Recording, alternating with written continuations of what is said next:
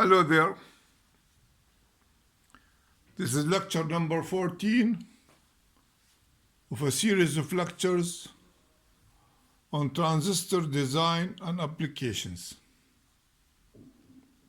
And our topic of today is discussing the schematic diagram of the popular or the industry standard, the LM324, that's a quad op-amp, or the LM358, that's the dual op-amp made by National Semiconductors Corporation and many others, as a matter of fact. Okay, so it's a DC op-amp, of course. That's an industry standard DC op-amp, and there are many versions of it that operate on the same principle or the similar schematics. Okay, let's start. So this is a DC op-amp, like I said, okay, where the V in common mode, that means when both inputs can operate down to minus 0.3 volts. No? So it's not just to ground, it's even to minus 0.3 volts. And this is, of course, done by using a combination of a bunch of BNBs at the input that would allow you to operate a little bit below ground. And the output voltage swing, it's between ground and VCC minus 0.5 volts. So you can reach a voltage as high as VCC minus 0.5 volts, and you can actually reach also ground. So that's why it's called a DC op-amp, and it operates from a single rail for plus and minus only, okay, or a ground and a positive voltage. Doesn't need to have a negative voltage, ground, and a positive voltage. So it can operate only by ground and a positive voltage.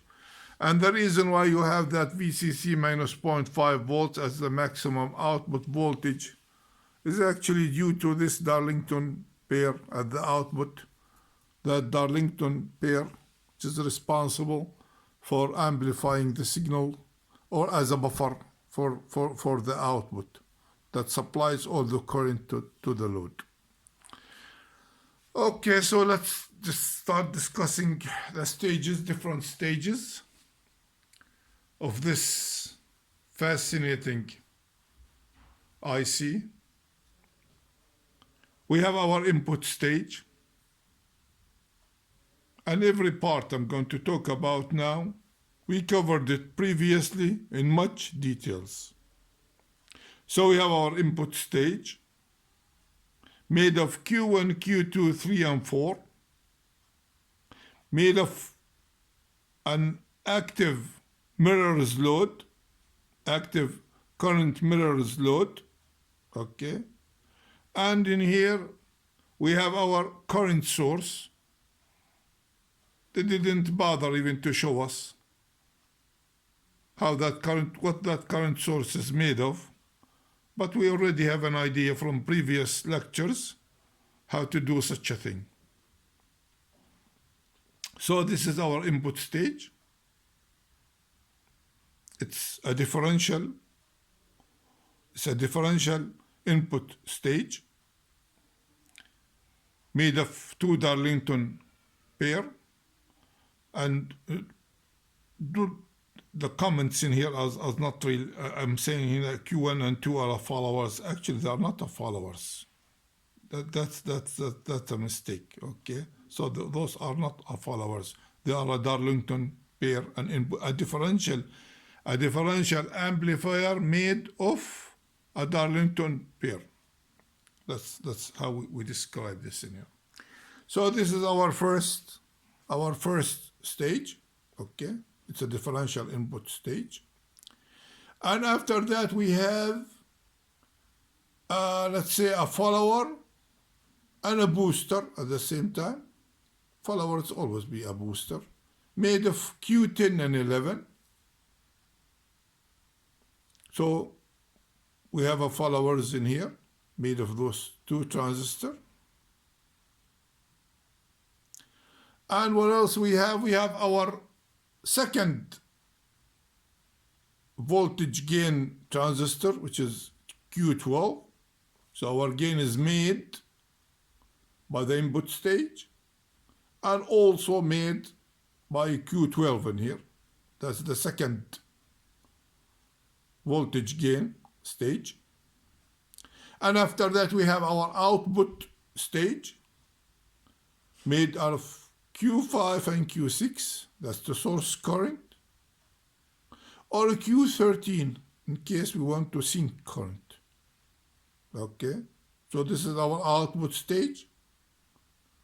And finally we left with this protection transistor, the short current protection transistor, a built-in inside. Usually the maximum current for such a thing does not exceed 20 milliamps. I don't know exactly what it is. I don't remember anymore what is the maximum current for that LM324. Okay, but I believe it's around 20 milliamps. So this resistor is selected so that whenever you divide that voltage in there, divided by the value of that resistor, you get something like about 20 milliamps. So whenever that voltage develops across the resistor to be around 600 millivolts, okay, that's when you start that protection transistor starts operating. So this is the final stage, the current protection stage. Okay, now let's see how our stages work, how they operate. Like we said before, when they drew that schematic for us, they gave us a current source of 6 microamps. They saved us the headache of analyzing that current source in there. So when you have a 6 microamps in there, 3 will go this way and another 3 will go that way. Those are always balanced. Okay. And what is the gain of that input stage? It's extremely high. Why that's extremely high? And what does it equal to? It equals actually to a little RE and another little RE, 4 little REs. Or let's consider it first in a simpler fashion. Okay. We have our, let's discuss Q2 and Q3 first. And the gain for Q2 and Q3 would be equal to little REs, our little REs in here. Those REs, by the way, with a current like that, 3 microamp, you are talking about 8 kilo ohms each. Okay. So the gain for this stage would be the resistance looking inside this active current mirror, which is extremely high, looking this way, inside that Q9, so at the collector of Q9, which is extremely high, divided by the 2 little REs of Q2 and Q3, where each one is around 8 kilo ohm under that current that was given to us. Okay, so that's already an extremely high gain. And after you do that, you just multiply it by a single HFE. This one or that one, doesn't really matter. Okay, so you multiply it by an HFE. So whatever that HFE is, 100 or 200 or 300, you multiply it by the gain that we already said. So we are talking actually about a very high gain at that input stage. And look at the merits of that input stage. It's made of a bunch of PNPs to be able to process the signals at the ground level or below that ground level. So if we have a signal in here like minus 0.3 volts at the inverting input, in here for an example, okay, and you go all the way up 0.6 volts for the VB in here, you'll be left with a VE of around plus 0.3 volts. And you still have a 0.3 volts across VCE. So that means that transistor is not saturated, it's still able to operate. So this is the idea, that you are able to process signals below the ground, okay, of around minus 0.3 volts. And this is done, of course, by this fascinating design of a bunch of PNPs. Okay, so I believe we covered that input stage. And of course, this is your non-inverting input, and this is your inverting input. And why is that? Because you follow that signal all the way. You find that whenever you have something positive in here and positive in there, that means that this is the non-inverting. And the inverting is the opposite. Whenever the signal goes high and that output goes low, so that means this is the inverting. And we're going to see how this is done when we apply an example of that. Okay, let's go to the following stage, that follower stage. Here's our follower stage, made of Q10 and 11. And note how these transistors are used. You have in here a PNP, and you have here an NPN, okay? And actually, whatever you have in here, you're gonna have it in here. And the idea of using those is just to get rid of the delta VBEs with temperature. So temperature increases. If this shrinks, this also will shrink, and you go exactly back to where you are. And whatever that voltage is in here, after it's been amplified, okay, after it's been amplified, you're going to go up there by about 0.6 or 0.7, and you go down again by 0.7, so that means you go back to wherever you were. While the current is boosted, while you are boosting your current, because this is a follower. And we go after that to the following stage, which is another voltage gain. And that voltage gain is nothing but whatever the resistance looking inside that current source in there, divided by the RE in here, little RE. And what is that what is that current that we have? It's 100 microamps for this output stage, for this biasing current source. It's 100 microamps. So if all of that current, actually, it's not all of it will be passing. It will gonna take some of the loads or whatever. But whatever that current, if that current was to pass across our little RE in here, you're gonna have 26 millivolts divided by 100 microamps. That gives you around 250 ohms. So the gain for this circuit is looking inside that current source, which is very high, extremely high resistance, divided by those 250 ohms, okay? And all of that talking about an extremely high gain, extremely high, that doesn't really actually work without the feedback. Because a circuit like this, when it gives you something like a gain of 100,000 or whatever, I mean, cannot operate, or 200,000, that's the LM324, it gives you around 200,000, so 200K of gain.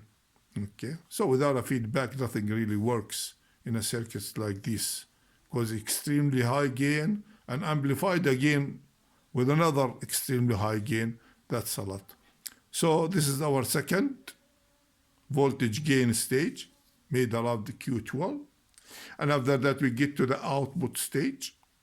An output stage is actually made out of Q5 and Q6 and Q13. Where Q5 and 6, and this is very important, okay, are designed to source current. What do I mean by sourcing current? It's connecting a resistor between your output and the ground. Those two will take care of it, okay? Those two will take care of it when your load is put between the output and the ground.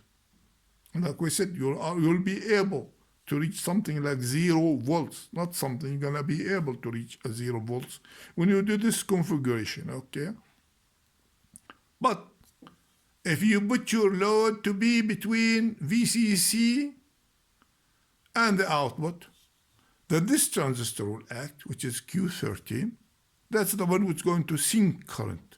So those two will be sourcing the current. This one will be able to sink the current. But don't hope for the zero. The zero is not there anymore. You can't have a 0 volts when your load is connected to VCC. You'll be able, probably, depending on the current, of course, but you'll be able something like, you got this saturated fully, you got a 0.2 volts in here, and you got another 0.6 in there, so you get something like about 0.8 volts in here. That's if your load is connected to VCC.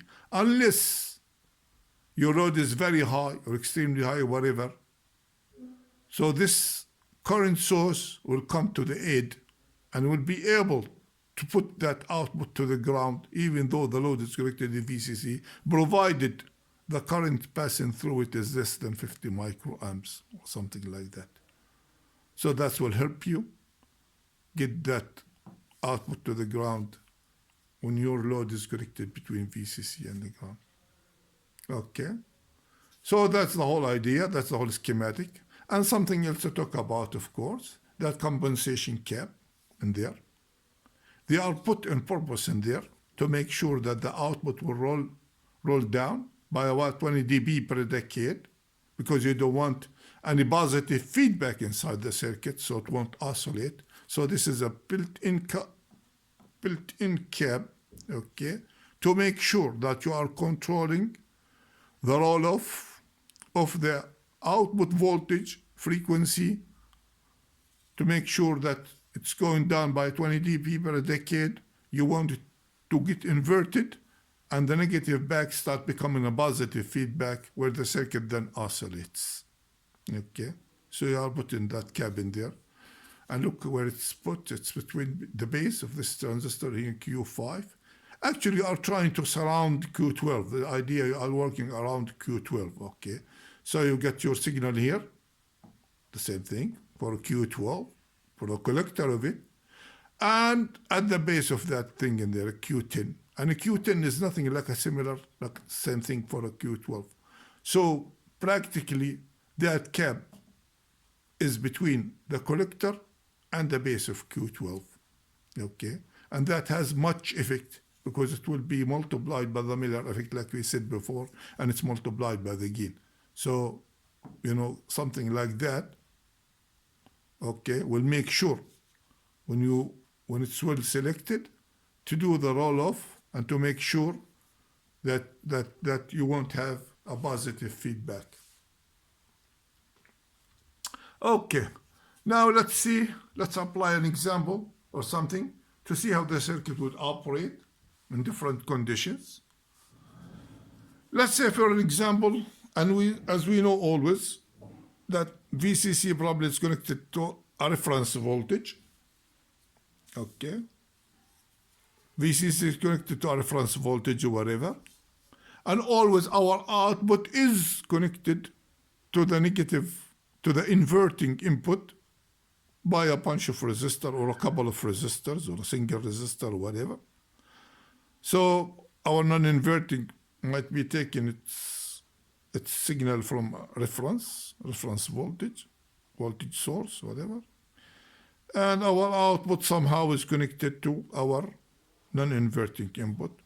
And let's see how this is done. Let's say, for an example, that our output, for some reason, okay, went up a little bit, increased in value. And that means the voltage at the inverting input will increase also. It will increase. And with that voltage increased, okay, you're going to be shrinking your VBEs. Those two, Q1 and Q2, their VBEs will shrink, while Q3 and Q4 will expand, or will have more voltage in here, more VBEs in here, and less VBEs in here. And what does that mean? That means that this portion, or this section here, will start stealing the other section's 3 microamps. This one will start taking all the current from that branch to this branch, okay? And that won't be easy, as a matter of fact, because this is an active current source, okay? Once you try to shrink those, this transistor will try to shrink the other side too, okay? So that means this transistor won't be able to pass its current. That's the idea of an active current load, okay? This one will try to steer the current from that one. That one will affect Q8 and make its current less. And when it's current less, Q9 will try to make its current less. And this won't accept the idea of taking less current. So therefore, it's going to start saturating or start rising the voltage at this point. This voltage in here will start increasing because this is not going to take that current, okay? And this one will try to pass that current. So the voltage in here starts increasing, okay? So an increase in voltage in here means an increase in voltage in here, means an increased voltage in here, okay? And that increased voltage in here will be the same thing in here, also increase. And this is 180 degrees, okay? Inverted. So that means an increased voltage in here means a decrease of voltage in here, a decrease. And the decrease of voltage in here means a decreased voltage in here. Okay? So this is how the feedback works. Okay? We saw how the cycle and how this is done, especially for the inputs. That's very important with an active current sources that you have in here of Q8 and Q9. And for the protection, I believe we discussed that before. And note that the protection is only provided whenever the device, whenever that op-amp is sourcing current, not while it's sinking current. While you are sinking current, there is no protection. I don't see any protection around here. I see only protection when this is sourcing current. So whenever I have my load connected to the ground, okay, I have the protection of that current for that transistor, which is around 20 milliamps, I know. I believe it's about 20. I didn't read the data sheets. I don't recall that anymore. Maybe I made more than 100 designs using this fascinating chip in here. And it's very low cost. I mean, a quarter of that chip made of 4 op-amps, just, you know, each op-amp costs few cents, I don't know, 8, maybe 10 cents, something like that. So this is a very low cost, a very versatile chip. It's used in much applications. It's fascinating. And what else to talk about? Let me see. I think that's about it. Let's see what we have else. Oh, yes. Next time, we'll be talking about the industry standard 741. Maybe there are 50 types of 741s nowadays with low power, high speed, whatever. But it's all based almost on the same technology. I think we're going to leave this for the following lecture, maybe for lecture number 15. And I believe it's a good time to stop here. Okay. I hope that was useful, guys. Thank you for watching and have a nice day.